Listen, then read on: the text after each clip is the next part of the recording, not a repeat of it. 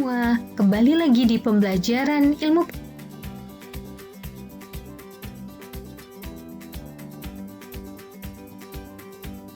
Gerak pada hewan berbeda dengan tempat hidupnya.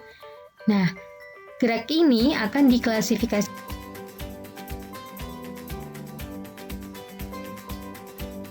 Gerak hewan di dalam air. Pertama, kita mempelajari bahwa air memiliki gaya angkat yang lebih besar daripada udara. Kemudian, karakteristik dari tubuh hewan dalam air yang memiliki massa jenis lebih kecil daripada lingkungannya.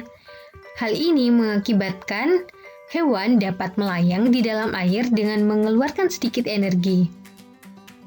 Karakteristik selanjutnya adalah bentuk tubuhnya seperti torpedo. Nah, hal ini mengakibatkan ikan dapat dengan mudah bergerak ke arah mana saja. Kemudian, karakteristik selanjutnya, tubuh ikan dilengkapi dengan otot dan tulang belakang yang fleksibel. Hal ini berkaitan antara tubuhnya yang torpedo dan tubuh ikan dilengkapi otot dan tulang belakangnya yang fleksibel. Dua hal ini mengakibatkan ikan mudah bergerak kemana saja dengan cepat. Kemudian, ikan memiliki sirip, gunanya untuk apa? Yakni menjaga keseimbangan. Selanjutnya, ikan juga mengeluarkan gelembung renang, di mana fungsinya adalah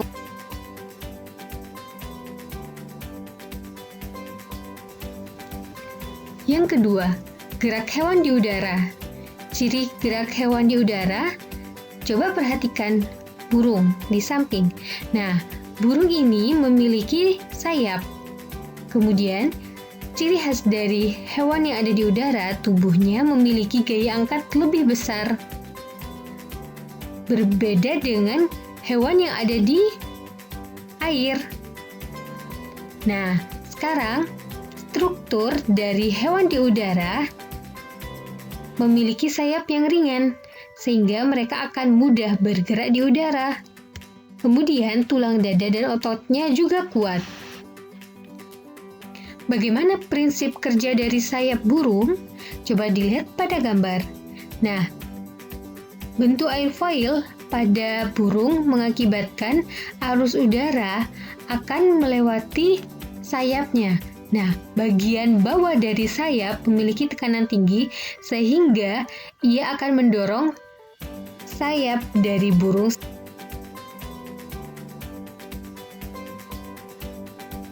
Selanjutnya, gerak hewan di darat. Nah, ciri khasnya adalah otot dan tulang kuat. Apa fungsinya otot dan tulang dari hewan di darat kuat? Yakni untuk mengatasi inersia dan menyimpan energi pegas dalam beraktivitas. Apa sih inersia itu? Inersia merupakan kecenderungan hewan untuk diam. Nah, misalkan coba kalian lihat gajah dan kerbau. Gajah dan kerbau memiliki tubuh yang sangat besar. Dari hal itu, mengakibatkan hewan gajah dan kerbau cenderung memiliki inersia yang besar. Artinya, dia akan semakin cenderung untuk diam karena tubuhnya yang besar. Tetapi, karena struktur dan otot gajah lebih kuat, maka ia akan lebih lincah daripada kerbau meskipun mereka mengalami inersia yang besar. Kemudian coba dilihat gambar harimau dan kijang. Nah, dua hewan ini merupakan contoh dari hewan yang memiliki otot yang sangat kuat dan tulang yang sangat kuat. Selain itu, harimau dan kijang kakinya sangat ramping, sehingga hal itu mengakibatkan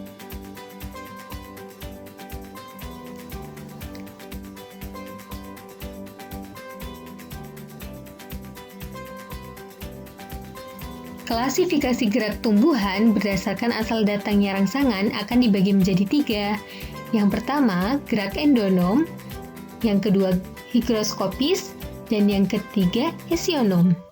Apa sih gerak endonom itu? Kalau gerak endonom merupakan rangsangan berasal dari dalam tubuh tumbuhan itu sendiri.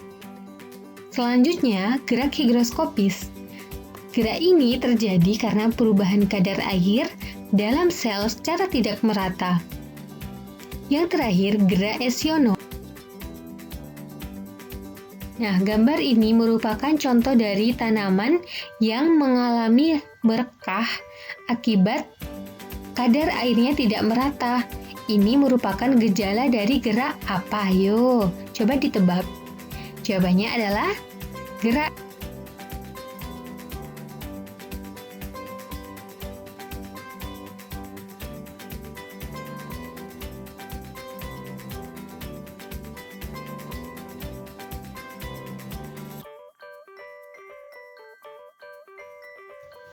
Nah, pada gerak esionom akan dibagi lagi menjadi beberapa bagian.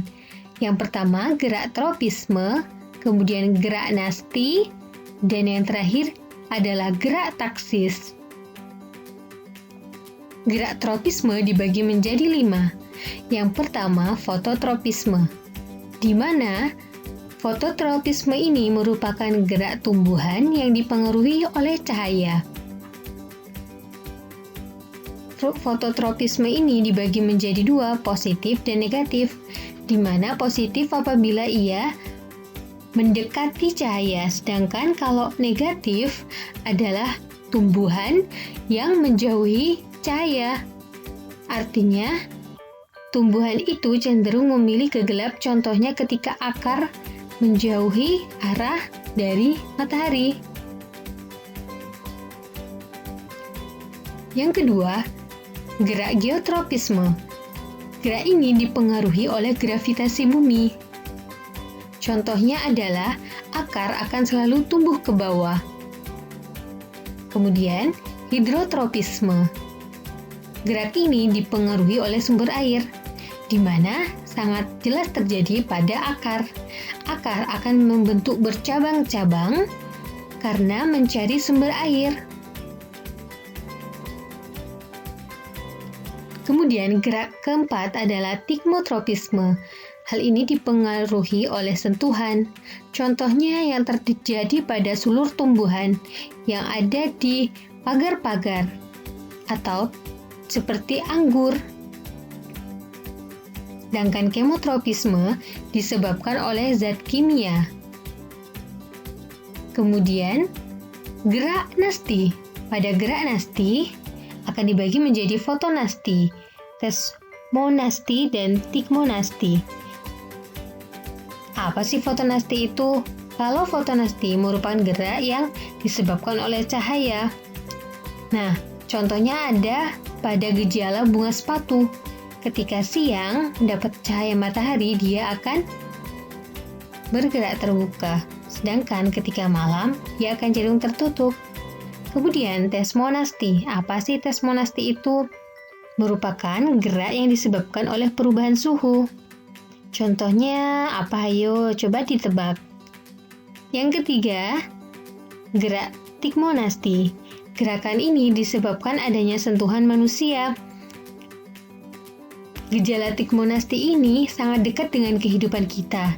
Kira-kira contohnya apa ya? Yang keempat, niktinasti. Gejala ini atau gerakan ini disebabkan gelap dari malam hari. Kemudian yang kelima adalah nasti kompleks. Gerakan ini disebabkan banyak hal seperti kadar air, cahaya, suhu, dan zat kimia.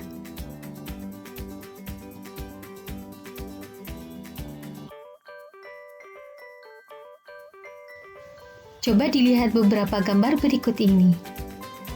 Gambar ini menunjukkan gerakan tropisme, di mana agar anak-anak dapat memahami perbedaan antara tropisme dan nasti itu seperti apa sih? Kalau tropisme, gerak tumbuhan ini terjadi saat ia mengalami pertumbuhan. Misalnya, fototropisme, dia disebabkan oleh cahaya. Nah, arah batangnya atau tunasnya dia akan tumbuh mendekati cahaya. Kemudian, geotropisme, akar akan cenderung tumbuh ke bawah. Jadi, Hal-hal ini terjadi.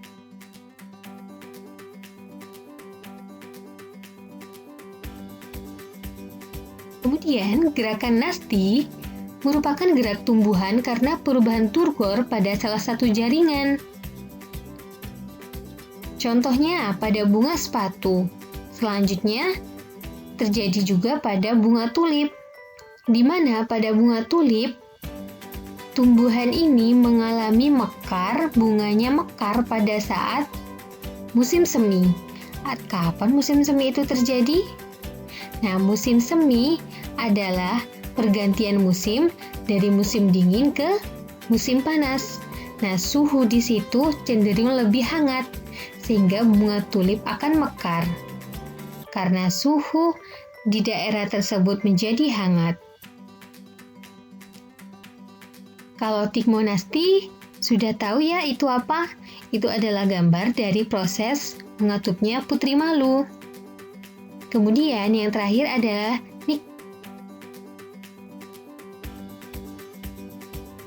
gerakan terakhir adalah taksis, di mana gerakan ini merupakan gerak pindah tempat seluruh bagian tumbuhan.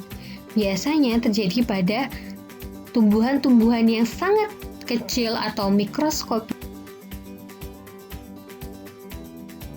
Sekian pembelajaran hari ini. Terima kasih sudah menonton. Wassalamualaikum warahmatullahi wabarakatuh.